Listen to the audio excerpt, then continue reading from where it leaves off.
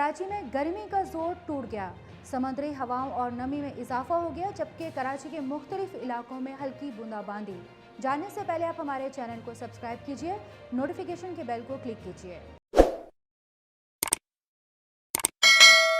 अस्सलामुअलैकुम। Progressive real estate के platform से मैं हूं सुमेरा कुरैशी। हम आपको अपडेट करेंगे कराची में मौसम के हवाले से, जहां पर गर्मी का जोर टूट चुका है, जबकि समंदरी हवाओं में इजाफा हो चुका है। साथ साथ हवा में नमी का तनासुब में भी इजाफा हो चुका है।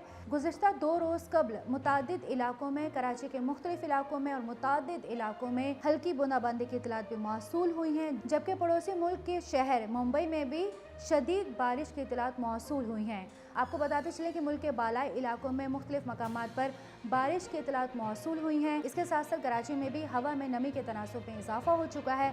गुज़िश्ता 2 रोज़ कबल कराची के मुख्तलिफ इलाकों में हल्की बूंदाबांदी की इतलात भी मौसूल हुई हैं, जिसकी वजह से गुज़िश्ता रोज़ से कराची के मुख्तलिफ इलाकों में हवा में तेज़ी देखी जा रही है और इसके साथ साथ नमी में भी इजाफा हो चुका है, जबकि मजमूई तौर पर कराची का मौसम खुशगवार हो गया है।